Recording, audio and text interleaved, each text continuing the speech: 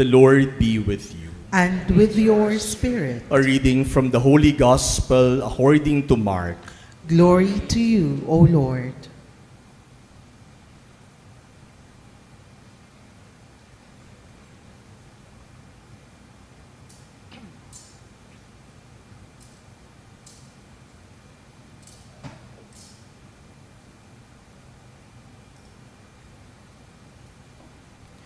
Jesus summoned the 12 and began to send them out two by two and gave them authority over unclean spirits. He instructed them to take nothing for the journey but a walking stick, no food, no sack, no money in their belts. They were, however, to wear sandals but not a second tunic. He said to them, "Wherever you enter a house, stay there until you leave. Whatever place does not welcome you or listen to you, leave there and shake the dust off your feet in testimony against them." So they went off and preached repentance.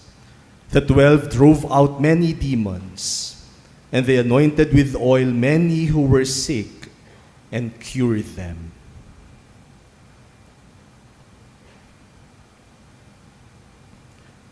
The Gospel of the Lord. Praise to you, Lord Jesus Christ.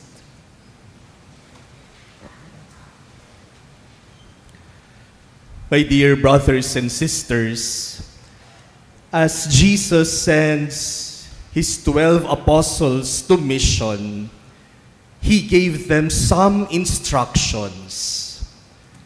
He told His disciples what they should bring and what they should not bring in going to mission. But among the instructions given by Jesus, as we heard in our gospel this Sunday, one instruction seems unusual. I find it very unusual, and I am curious what the instruction of Jesus means. Jesus told His disciples, "Whatever place does not welcome you or listen to you, leave there and shake the dust off your feet in testimony against them." Kapag sa isang lugar, hindi kayo tinanggap, kapag yung mga tao, hindi kayo pinakinggan, umalis kayo. Pagpagin nyo yung alikabok sa inyong mga paa. Now, what does Jesus mean by this? What does the ritual of shaking the dust off their feet mean? You know, my dear brothers and sisters, by telling His disciples, whatever place that will not welcome you, or if there will be people who will not listen to you, then just leave and shake the dust off your feet. By saying that, Jesus is preparing His disciples to the possibility that not every place will welcome them, and not every person will listen to them. Kaya bago pa isugo ni Jesus yung kanyang mga alagad, isa sa kanyang mga habilin sa kanila ay malinaw na baka may mga lugar na hindi kayo tanggapin. At baka may mga tao na hindi kayo pakinggan, hayaan nyo na, magpatuloy na lang kayo. So Jesus is telling His disciples that you will not always succeed. You will not be 100% successful. And Jesus expects that. And Jesus will not be disappointed. Jesus will not be angry in case His disciples will not be successful. As if Jesus is telling his disciples, in case you will not be successful, then that's okay. If there will be people who will not listen to you, then that's okay. If there are places that will not welcome you, that's okay.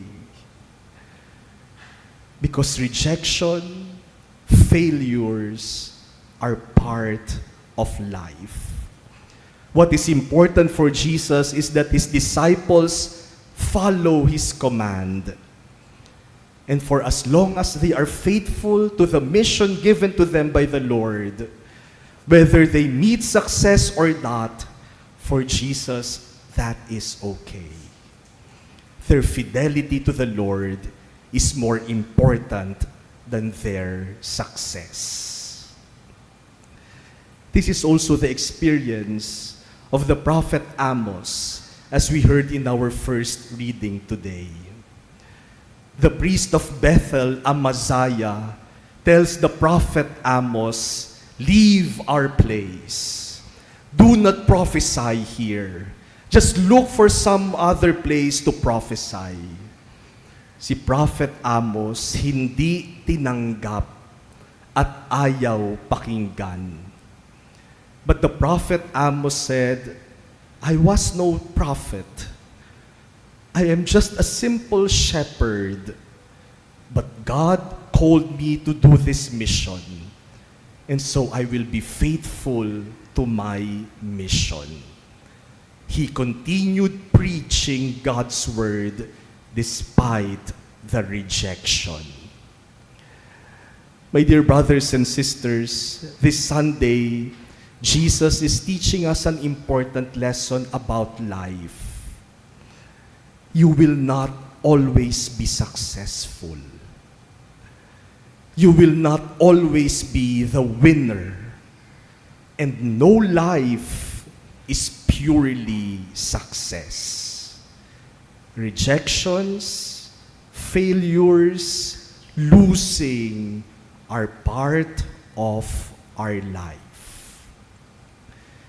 And so let us not stress out ourselves trying to be always successful, because you will not be always successful.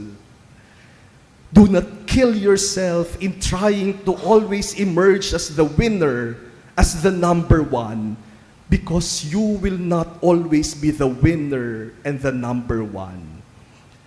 Accept the fact that there will be moments that you will fail. Accept the truth that there will be times that you will lose and be defeated. What is important is that we know how to shake the dust off our feet. To shake the dust of defeat, of failure off our feet. The problem is, we allow these dusts to accumulate. And when they accumulate, they bear us down. And the result is discouragement, depression, and despair. Dahil hinahayaan natin yung ating pagkatalo, pagkabigo, at pagkakamali na makaapekto sa ating pamumuhay. Iniipon natin, hindi natin pinapagpag, kaya naman hindi tayo makapagpatuloy. We are paralyzed by our failures and our defeats. Jesus invites us today, shake the dust off and move on. My dear brothers and sisters, today we are being asked, how do we face defeat and rejections in life? And especially to the parents here, do you prepare your children to face defeat and rejections in their life? O baka sinasabi po natin sa ating mga anak, dapat palagi kang panalo. Number 1 ka dapat palagi. Dapat talunin mo silang lahat. Kaya minsan yung mga bata, yung mga anak natin, yung mga kabataan, stress na stress sa kanilang buhay because they want to fulfill our expectations because they do not want to fail us. All we need to do is to encourage them to give their best. But if their best does not meet success, then just as Jesus tells his disciples, so we must also tell each other, that is okay.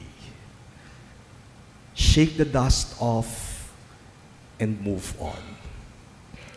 St. Paul in our second reading today tells us that Jesus is given to us by the Father as the greatest blessing. And in Jesus we have hope. And so when we fail, when we face rejections, let us turn to Jesus because in Him we are given the strength to always move on. You know, my dear brothers and sisters, from prep to 4th year high school, I studied at Lourdes School of Mandaluyong. Hindi ako nilipat ng magulang ko, kaya 11 years akong nag-aaral sa eskwelahang yon. Sinigurado nila na kapag graduate ko ng 4th year, may sigurado akong award, Loyalty Award. In Lourdes School of Mandaluyong, when one graduates from high school, the highest award is not the valedictorian. Kasi yung valedictorian, based lang yan sa grades. The highest award is the St. Francis Award. At yung St. Francis Award, holistic yan.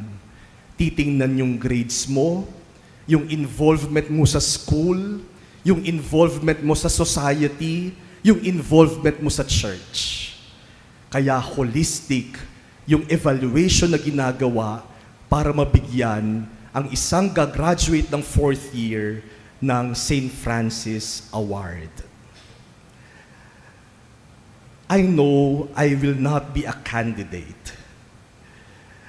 First, because I was not the valedictorian. Second, because I was not very active in school. Kasi mas nakafocus po ako sa aming parokya bilang altar server. Kaya hindi ako masyadong aktibo sa eskwelahan. Pero sabi ng mga teachers ko, Reggie, di ba magpapari ka? Sabi ko, opo, magpapari ako. Alam mo, marami sa mga binigyan ng St. Francis Award yung mga magpapari sa batch nila. Kaya malaki ang pag-asa mo na maibigay sa iyo ang award kasi magpapari ka. Kaya sabi ko, okay lang na hindi ako valedictorian. Baka sa akin mapunta ang St. Francis Award dahil magpapari ako. I was made part of the nominees. We were 5. And we had to undergo interviews. 10 administrators ng school yung magi-interview sa amin. At kapag ini-interview ako, nung 10 yon, isa-isa, o pinagdaanan ko yung isa-isa, yung 10 yon, palagi nilang tatanungin sa akin, Mr. Malikdem, is it true that you are entering the seminary after graduation? Sabihin ko, yes. So you want to become a priest? Yes. Gusto ko pong magpari. Saan seminaryo ka papasok? Sasabihin ko sa San Carlos Seminary po, which is a diocesan seminary. And then they will tell me, 11 years ka dito, bakit hindi ka magka-Capuchin? Because our school is run by the Capuchins. And I will tell them, because my involvement is more, my exposure is more in the diocesan life, that is why I want to become a diocesan priest. And so the day of the graduation came. The valedictorian was given the award, But after that, the 5 candidates for the St. Francis Award were called. Pinatayo kami doon sa harapan para kaming Miss Universe. At hindi namin alam, doon lang sa oras na yun namin malalaman kung sino ang bibigyan ng award. When the name of the awardee was called, it was not me. It was a classmate who I think really deserved the award. Talagang very active siya sa school, the president of the student government, very active in society, very active in church. Talagang nasa kanya yung lahat ng hinahanap para sa St. Francis Award. Umasa lang naman ako dahil sabi ng mga teachers ko, may pag-asa ka kasi magpapari ka. Yun lang naman talaga ang laban ko, magpapari ako. And so, I was really disappointed because I expected to be given the award. But my parents, my family told me, okay lang yan. Okay lang yan. At least you were a candidate. Biro nyo sa lahat ng gagraduate, 5 lang kayong naging candidates. No? You were also already a winner by being a candidate. And so, even with that disappointment, I entered the seminary and after 10 years became a priest. I encountered the other priests who also graduated from Lourdes who were given the award. Sabi ko sa kanila, pare-pareho na kaming pare. Sabi ko, bakit kayo nabigyan? Bakit ako hindi? Sabi nila, kasi nung tinanong kami kung magkakapuchin kami, sabi namin, opo, magkakapuchin kami.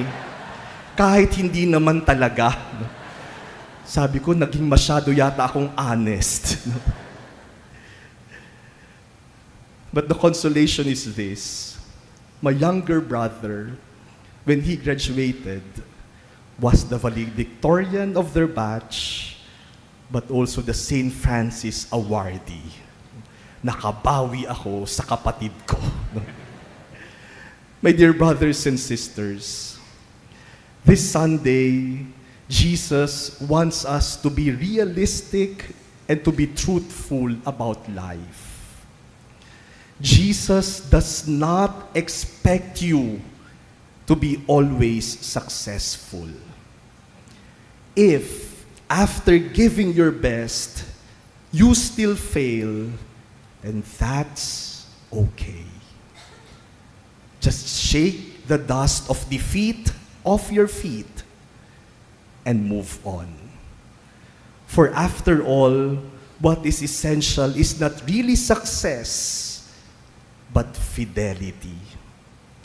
Remember what Mother Teresa of Calcutta would often say, we are called not to be successful, but to be faithful. And if you are faithful, even in the face of defeat, even in the face of rejection, for as long as you remain faithful, in the eyes of God, you are already the winner.